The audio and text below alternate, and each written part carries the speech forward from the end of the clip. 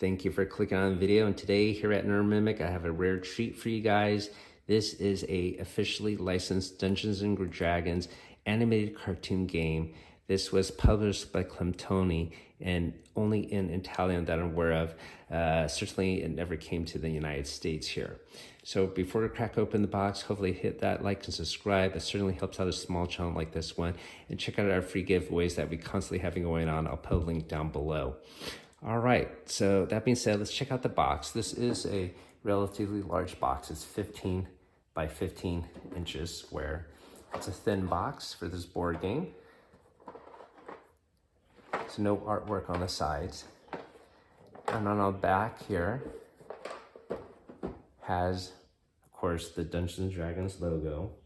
You can see here, it is licensed by TSR officially, under license it says here.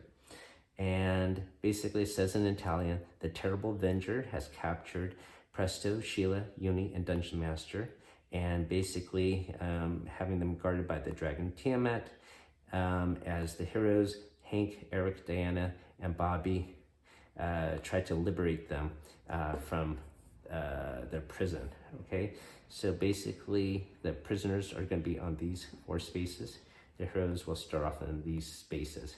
And then the dragon will be resting on the side here, and we'll show you how that moves in a bit. All right. So the artwork itself, clearly inspired by the cartoon, but not directly lifted from it. I think it's pretty cool, and certainly very unique to see it in this huge format. So it makes for a great display piece if you come across this. So let's get the lid off. And the game comes in this plastic tray that sort of acts as like a castle. It has ridges there.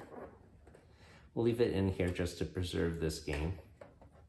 Here's the player pieces, and here are the instruction set, instructions, and of course it's in Italian, but thank goodness for Google Translate.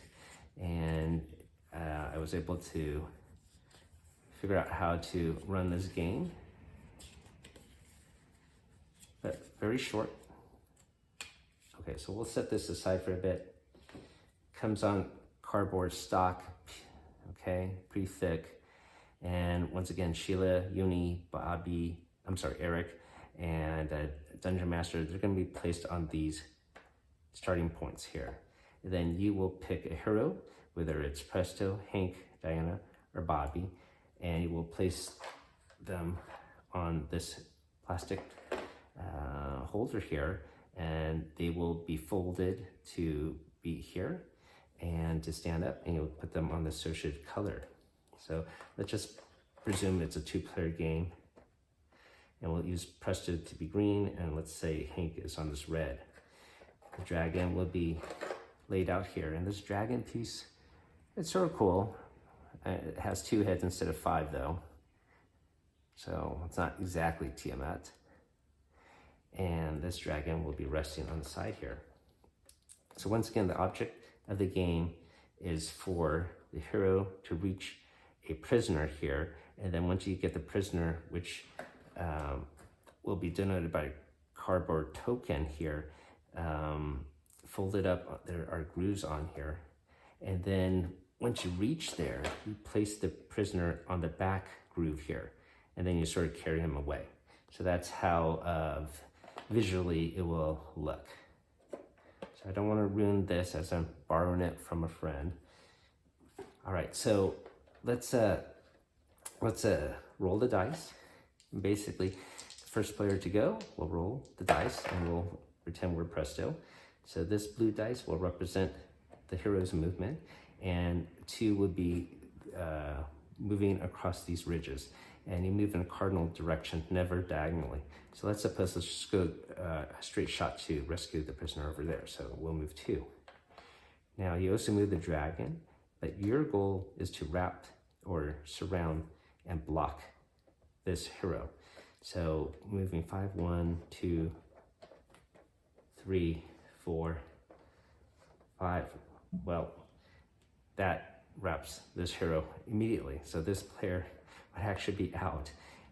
So you can see it's a very simplistic game. Now let's suppose we rolled something else. a 4. And once you get out the game, you basically, just start again with another character. But let's suppose we rolled a 4 and did not actually surround that hero on such a lucky roll to start off with. So, so this would end up here, and then this hero will go next. So moving 3. So I could say hop over the dragon, move 3. 1, 2, 3. Now this dragon will move 6, but since I hopped over the dragon, I could double this value to make it 12. So I have to move the dragon, not going backwards, I have to move it in the way I should move and try to get up there. So let's see, 1, 2, 3, 4, 5, 6, 7, 8, 9, 10, 11, 12. Almost, right? Almost around the green player. And if you hop over the dragon, say twice, like you went, like for example here, or let's try the green. Like if I hopped over the dragon this way, this way, this way, I hopped over the dragon twice, I could triple this roll. So basically, it's a very simple kids game that I guess shows them how to multiply. But once again, it's a race to reach the prisoner and bring that prisoner back. So it's really all dependent on the dice roll. It is a old style game, not modern. And so it does have quick resets like that. But that's how you play this game. I think it's pretty cool. I don't know about this piece. It doesn't look like Tiamat.